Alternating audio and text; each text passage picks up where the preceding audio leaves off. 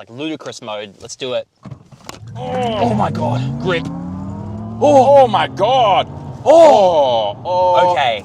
Oh. Actually, 0-100 in seconds. Holy moly. we almost lost the camera. See, it bounced so much, we literally lost a GoPro. I wonder when that even happened. Literally then I heard it. Oh no, you almost died. Dude, it bounced so much. Holy crap. We lost it. The fact that this is a manual mirror. It speaks volumes. This is the craziest Chinese car you cannot buy. Unless, of course, you're in Australia, the UK, or in China. But that doesn't necessarily mean that you should go out and buy the new MG Cyberster. It is a high performance. And when I say high performance, I mean high performance. Bro, honestly, this car feels like it's out of a video game. Yeah, it is unbelievably quick, but it is also quite expensive considering it starts at $115,000 before on-road costs for an MG that is heavily based on the MG4 XPower, which you can get for about $60,000. Ooh. Drive away. Spicy. But it's also absolutely wild. It's got scissor doors. It is a convertible. It weighs 2 tons. Apparently comes with Brembo brakes. Yeah, because it can't stop.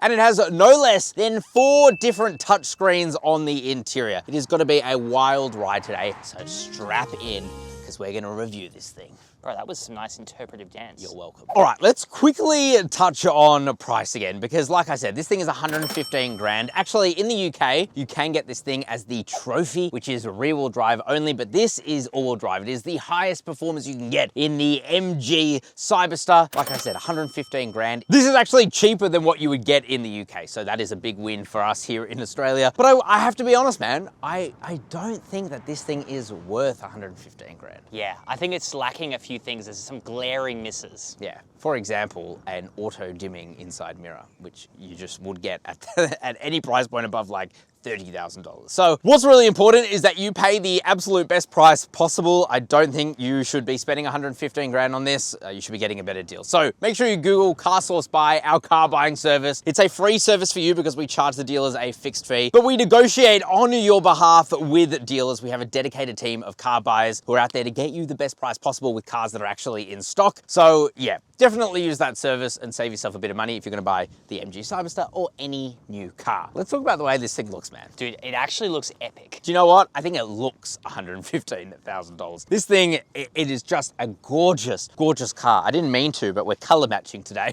This is very in vogue at the moment, this like light beige, very, very beautiful, especially with this red roof. This is the 100th anniversary edition. Of course, the 100th anniversary of MG, the brand. And yeah, it's stunning. Can I be honest? What? I made a fool out of myself this week. Oh, what'd you do? I told people that this is Christmas colored because I thought it was green. Oh, your color blindness is showing again. Let's talk about the way it looks though. I love these LED lights here. Very cool daytime running lights. Also your turn signals, pretty bright LEDs there as well. You have a very low slung bonnet, and that is because this thing has to be as aerodynamic as possible considering it is a full EV. You can only get this as an EV. We need efficiency. Need efficiency. It's not very efficient, but we'll come back to that. You have the MG badge there and this huge bumper diffuser thing going on. Gorgeous car, man. It looks like it's got a really weird, creepy grin on its face. Oh, okay, a nice big smile. Are you calling my smile creepy? A little bit. That's really f***ing rude. Let's check out the side. Let's do it. Coming to the side, you're gonna see these 20-inch alloy wheels. These are big boy wheels. They're wrapped in good rubber too. Pirelli P0s.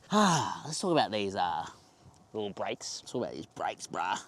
They say Brembo on them. Brembros. And I would be honest with you, if these are real Brembos, and you know, I'm sure they have some branding deal with them, but if they're properly Brembos, I'm heavily disappointed in Brembo. I need Brembo to reach out to us. Yeah. Can someone let us know what the hell's going on? Look, this thing does not pull up very well. It does weigh 1,985 kilograms unladen. So put 2 people in there, all of a sudden you're 2.2 tons. But the reality is that, yeah, these don't stop this big performance car very well at all. You've got a bit of aero here, that's a bit random. You also got these mirror caps here with a 360 camera, a very good 360 camera. It's just a shame that it's in a weird position. It's on the right-hand screen. Honestly, I've had this thing for a week. I'm still not used to it. Yeah, it's hard to get used to. Like I said, you do have this red canvas top. It doesn't insulate sound very well, so we can actually have a full conversation despite me sitting in the car. It's been weird. We accidentally figured that out today, but it's okay. I guess at least it's waterproof. And you've got this button here. because yes, this has scissor doors. Now, for the most part, they're very cool. It's such a conversation starter. People will come up to you asking all the time, what the hell are you driving? This is so cool, blah, blah, blah. But it does wear off pretty quickly, especially because there's some weird gremlins with this system. It's a little bit slow. That's not a gremlin with the system. They're also just so damn high, man. So like the places where you can actually open it all the way are very limited. Yeah, tight car spots are actually quite difficult in this thing. And more than once, I've tried to open the door and it's done this, where it's just stopped and I've had to just manually pull it up the rest of the way. And there are two sensors here, one at the top, one at the side, and I'm constantly pressing that by accident. Maybe that's a me issue, but... No, it's not just you. Like other people that have gotten into the car also do that. I hope those sensors aren't expensive to replace when someone inevitably pushes it in. But otherwise, it is beautiful. I love the looks from the side, man. So sexy. Gorgeous. Let's check out the bum. Let's do it. Okay, let's talk about the bum on this thing. I think it's wildly different to the front. Bro, it's so weird. It is weird, but weird in a good way. So the front is more elegant, whereas the rear is more like cyberpunk-esque. Yeah, futuristic. Very cool. So you got the MG badge up here. I do like this black that kind of runs around. You've also got this huge light bar here, and how could I ever not mention these literal arrows as part of your brake light? I mean, it makes it really easy for the people behind you to know where you're turning. Yeah, you just look at the arrow. Yeah, that's kind of cool. You got the Cyberster badge there. Got a little reverse camera. You've also got a huge diffuser, and it looks very, very sweet indeed. And weirdly, you also get quite a large bum. Like surprisingly big. Okay, so technically it's not huge. It's 249 litres of boot space, and the floor is very high, but it is quite deep. So you can get a large suitcase in there, so long as you don't pack it up too hard. Yeah, I don't think it can be too thick. No, don't make a thick, large suitcase. Just make a long one. Regardless, it's pretty good. Shame that there is no frunk. It seems like a missed opportunity, man. Seems like a huge missed opportunity, to be honest. But yeah, no frunk on this thing, so you only get a boot. Let's check out the interior. Let's do it. You know what time it is? It's bloody roof opening time. No, it's top off time. I'm taking my top off now. Pretty fast mechanism. It actually is. That's a sweet, fast mechanism.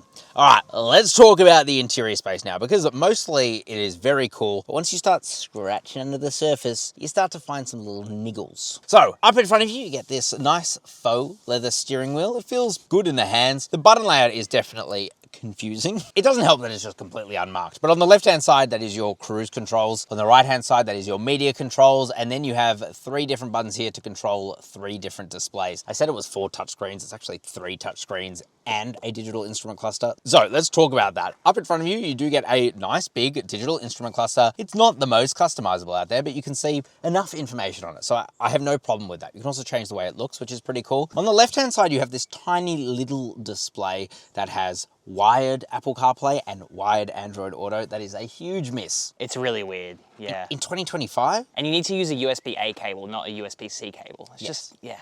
That feels old school already, and this car is brand new, so that's a bit weird. It's fine. You do get built-in navigation. It's not the fastest thing out there, but it works okay. And the sound system it's connected to, this Bose sound system, it's okay. It's pretty good. It's pretty good. It's not gonna, you know, rival some Lexus sound systems we've tested. No.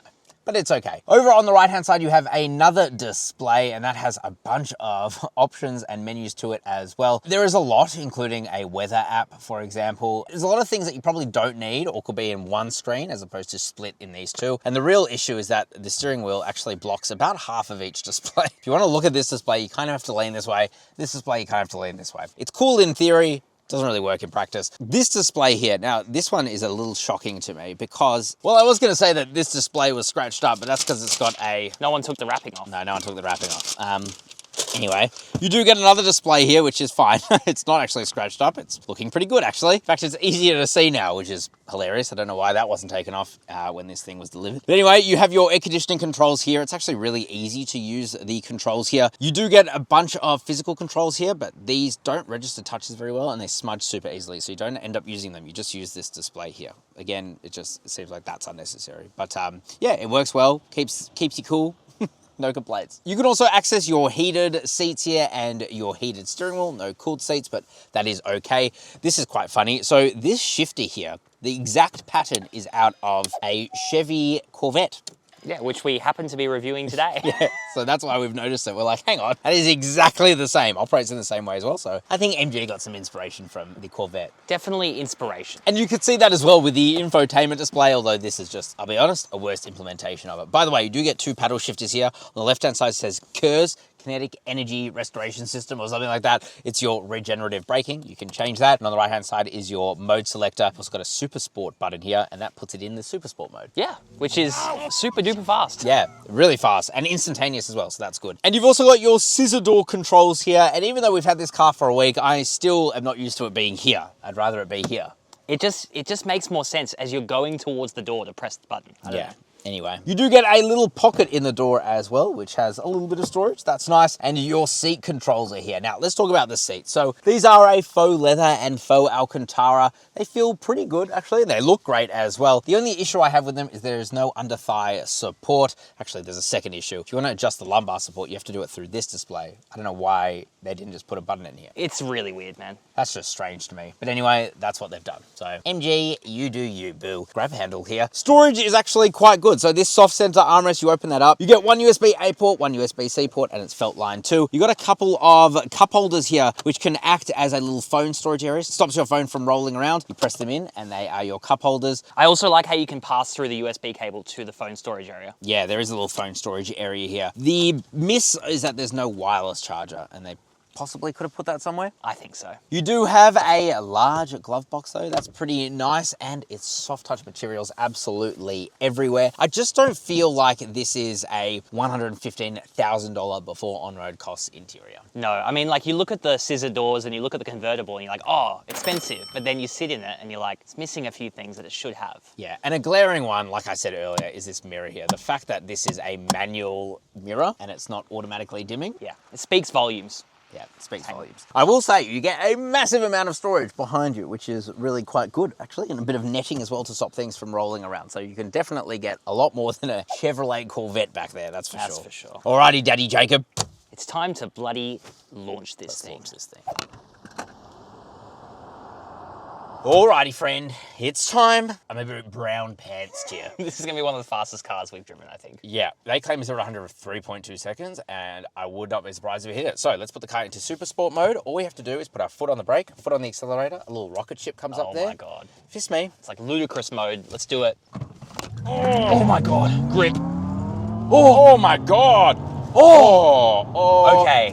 Oh. Actually, okay, when I saw the 0 to 60, I got really excited, and then I was like, oh, it kind of died off, didn't it? It did. So it's still really fast. 0 to 100 in 3.49 seconds. However, That's nothing to sneeze at. that's not 3.2 seconds. No, it's not. Which is about 10% faster than that. So keep that in mind. It's still very fast, but you'll get that in an MG4 XPower. All right, let's drive it normally. Let's do it. Alrighty, friend. Oh, synchronized perfectly. It's like we planned that or something. Yeah, maybe. Oh. Rehearsed it 15 times. Oh, bro, this is the first car we've reviewed with scissor doors. Oh, scissor doors. Very cool. Hang on. Oh, yes. Oh my God. You know, I'm about this convertible life. I'll be honest with you, I just Jacob. fainted. I just fainted out of pure excitement. I could get sued. Workplace harassment. All right. I'm actually going to go no seatbelt for this drive. Like a true Yeah. convertible driver. When I see you again. Alrighty, friend. Driving the MG Cyberster. This is so cool, man. This is a f***ing cool car. It's so epic. It might not be the best car, okay? I'll be honest with you. It has a few shortcomings. You will see why when we drive this thing, okay? However, it's a cool car. Bro, I need you to do me a favor. I'm gonna do you a favor. And I need you to press that super sport button on the steering But wheel. I'm scared. Just do it. Just do it. Nothing bad will happen. Ow! Ow! Ow! Oh. Ow! Ow! That hurt my little noggin. That was way faster than I expected. Oh no! You cannot help your head just slamming back into the seat. It's just That wasn't even fake. Unreal. That was a genuine, like, No. I didn't prepare my body for that kind of torque. So, yeah, this thing has 2 electric motors. Here in Australia, we only get 2. Overseas, in the UK, which is the only other you get the foreign market, You get the trophy edition, which is Trophy. a single motor. just rear motor. Yeah. But this dual motor, Jacob, what does it put out? 375 kilowatts of power. My. 725 newton meters of torque, as you just experienced, straight to the noggin. Oh no! Oh my goodness. Okay, so Yeah, you just felt what I was telling you about. I don't know how else to describe this other than a little bouncy, you know? It is an MG. It is an electric vehicle. It's still tuned like an electric vehicle for comfort. Yeah. And you just have a lot of weight going into corners. So you feel that, right? It's like, it's firm-ish, but then you hit a bump, it activates the suspension, and you kind of trampoline. I don't know how else to describe it. Yeah, and unfortunately, even though you do have a comfort mode and a super sport mode, there are no adaptive dampers, so you don't really feel a difference that much, to be honest. Maybe in the steering feel, that's about it. All right, so let's put this thing now into sport mode, which isn't quite super sport mode, okay? And let's take some corners. Oh my God. So yeah, body roll is a lot, and I feel like I'm sitting really high, man. Yeah, I put so- in super sport. Oh no! You can feel the throttle response is just kind of unlocked, and that's one thing you have to be careful of, is I have found that the brakes do lock up quite a bit. Yeah. This is a very heavy car, Yeah. and it's so insanely powerful and fast that you don't even realize how fast you're going sometimes. It can be quite dangerous. The brakes are Oh yeah. way underpowered Ooh. for this. See, we just bounced Yeah, there, literally. Yeah, like I've been bouncing all day, bro. The brakes my are, God. they're not right for this. They're too small. Nah, you need a car like this with this Like much that. power. It just can't stop, and that was only from about 80 k's an hour. So It is very fast though. it's actually. Oh. By the way, how do you like that fake sound? That's interesting. Wait, let's change the fake sound. So this is electro induction, and then this is fuel sports car. It adds a little bit of a vibration as well, which is quite funny. A little bit of pizzazz through these Bose speakers. Wow. Yeah, look, I will say the one thing this car does really well is it's just straight line speed, right? It's super fast, and actually this feels better in some ways to me than the MG4 XPower. It just feels like it's communicating a bit better. However, and by that I mean the front and rear axle, because they are completely decoupled from each other. However, there is something about the way that this car drives otherwise, probably not good enough, really, for this car. About to test out in Saucy Corner. Should we launch it again? Let's do it. Oh, it's a rocket ship. It does. Hairpin numero uno. Even the steering just doesn't feel quite right. It feels a bit rubbery. Disconnected. Yeah. It's quite fast though. I mean, the throttle response is insane. Yeah. Ooh. Oh. Bit of under. You see that? Yeah, it's tricky to get the right line, isn't it? I guess if you consider this, did we lose the GoPro at the back? Nah, at the back.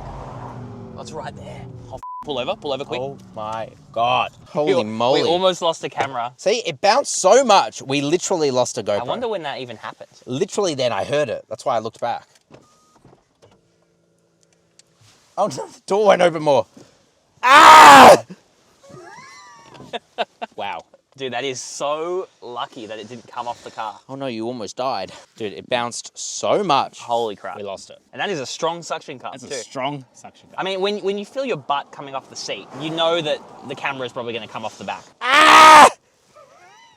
Oh! Good thing you can do a lap pull down. All right. Well, I mean, that's a great Demonstration of what we're saying. So what happens when you are just driving this thing in comfort mode and you turn off this Dumb sound. No, go actually back down. quite an annoying sound. Let's turn that off. Okay, so the thing that this thing does really well is if you treat it not as a sports car, which to be fair is kind of what they are insinuating with this, but you treat it as a Grand Tourer. I think it does that Grand Touring really well. 100%. Okay, it's not the most efficient. So for example, yeah, 22.5 kilowatt hours per 100 kilometers is quite bad. It really means that we're going to be getting probably closer to 360 kilometers of real world range from a full charge of this battery. However, if you drive it more sedately, you can achieve about 20 and you'll be getting about 400 kilometers. So that's okay. And it doesn't charge all that fast. So it maxes out at 155 kilowatts, which is pretty fast, but it's not very, very fast. It's not 380 kilowatts that you would find in a Ioniq 5N, for example. So yeah, it does kind of lose out there. However, when you're driving this thing around town, it is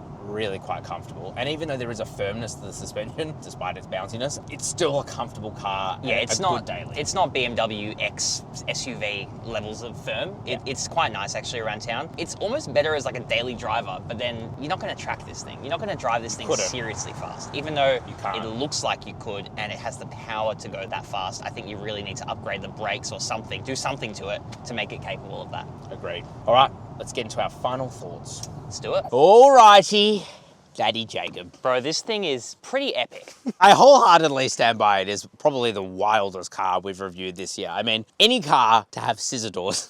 Yeah, it is pretty wild. I mean, we did review the Yangwang U8. That is actually true, and the Yangwang U8. If you want to go watch those reviews, we'll link them down below. But in Australia, this is probably one of the craziest cars you can buy. I love the way it looks. The interior, for the most part, is actually really quite nice, but it is just so expensive. 115 grand. I think you're better off to go out and buy yourself so many other cars before I would go out and buy this, to be honest. Yeah, honestly, and it is a performance car that kind of lacks performance in certain aspects. It's so fast in a straight line, but it completely falls apart as soon as you turn corners. I do think it is a great first attempt from MG to revive their convertible sports cars in today's day, but there are definitely a few misses about this that it makes me not be able to just outright recommend it. Of course, if you do want to buy one of these or any other new car and you want the best price possible with cars that are actually in stock, just make sure you Google CarSauce Buy. Our team will help you get the absolute best deals, and we have literally thousands of dealers who we will negotiate on your behalf to get you the best deals possible. And you know what? If you do buy one of these, respect. Respect. Ciao for now. Bye-bye.